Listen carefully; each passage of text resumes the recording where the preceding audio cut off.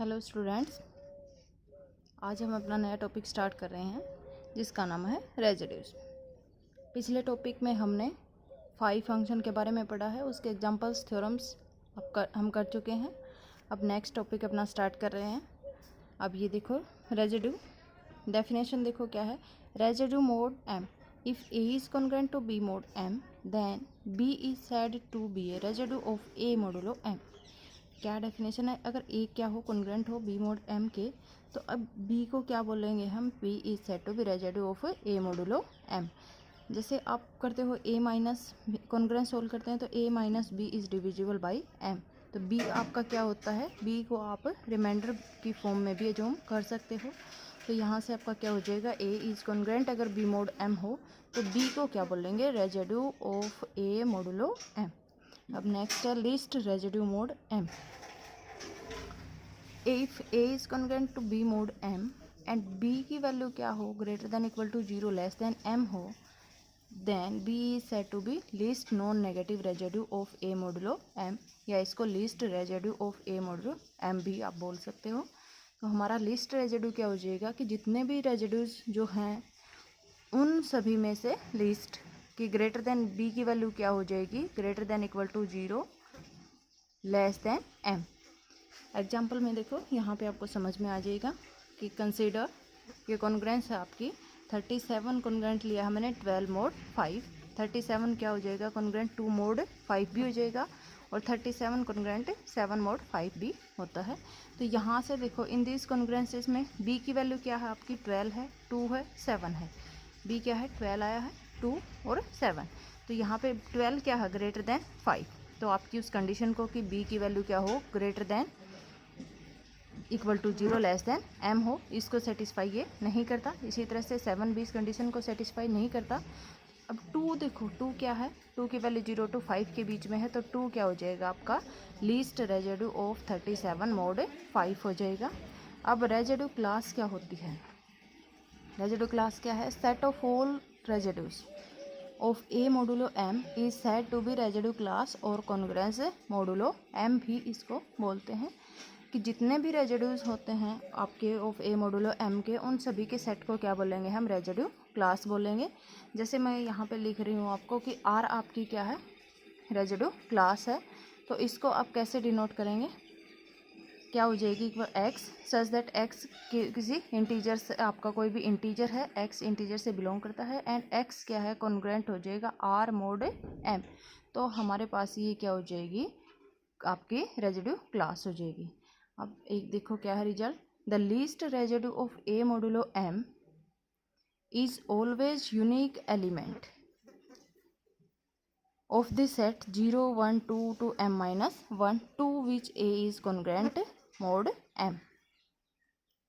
अब यहाँ पे आपके जो रेजिड्यू क्लास आएगी उसमें क्या हो जाएगा, 0 की क्लास 0 1 2 m minus 1, आपके m तक है तो m से लेस देन वाले सारे जो एलिमेंट्स हैं उनकी अगर आप रेजिड्यू क्लास बनाओगे तो वो इसमें आ जाएगी। तो यहाँ पे क्या है आपका least residue of a mod m, always unique element होता है, इनमें से कोई ना कोई एक एलिमेंट आपका मिलेगा to which a is congruent mod m, वही आपका लिस्ट। जैसे यहाँ पे इनमें से देखो इस एग्जांपल में हमारे पास क्या था 12 2 और 7 सारे क्या हैं इसके रेजिड्यू हैं, तो ये क्लास क्या हो जाएगी, जैसे आपकी 12 7 ये 2 है, इनमें से क्या है 2 क्या है एक यूनिक नंबर है जिसके ए मतलब 37 congruent to 5 congruent to 2 mod 5 है, तो यही आपका यहाँ पे बता रखा है। अब नेक्स्ट देखो क्या है,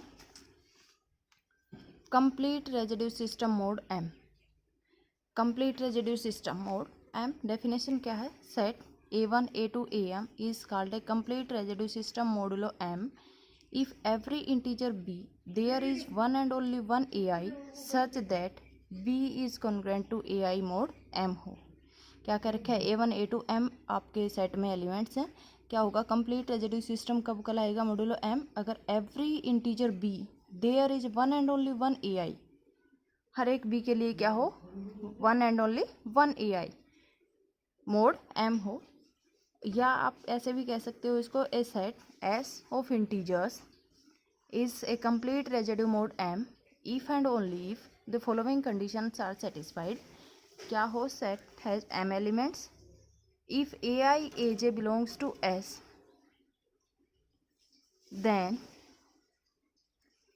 AI not congruent to AJ mod M। जैसे यहाँ पे कंप्लीट रेजिड्यू मोड M बोला है, मतलब M यहाँ पे जो भी वैल्यू होगी उतने ही आपके n नंबर ऑफ एलिमेंट्स हों सेट में।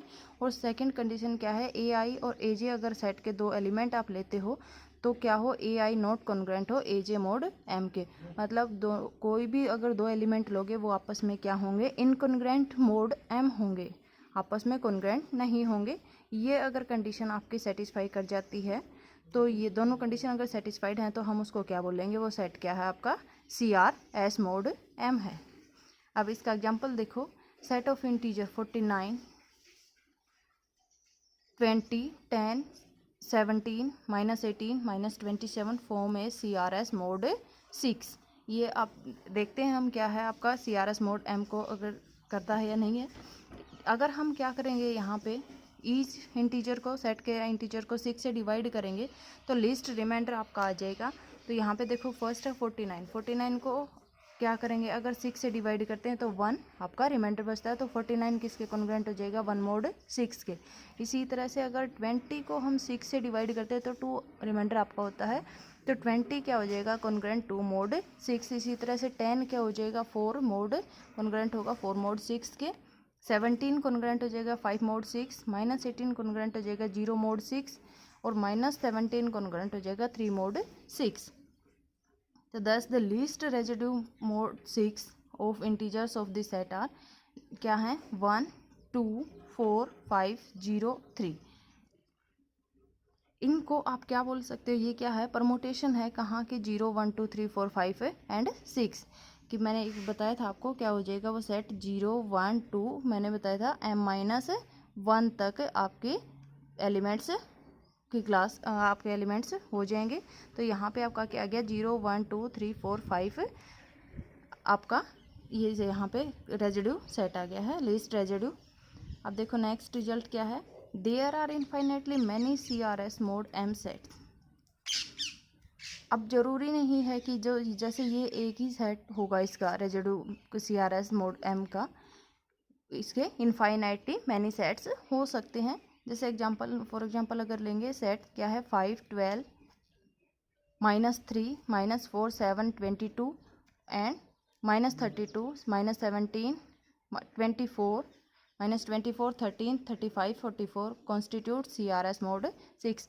जैसे एक ये मैंने सेट यहाँ पे बता दिया, अब दो एग्जांपल ये इसके ये दे दिए कि ये भी क्या है CRS मोड 6 है।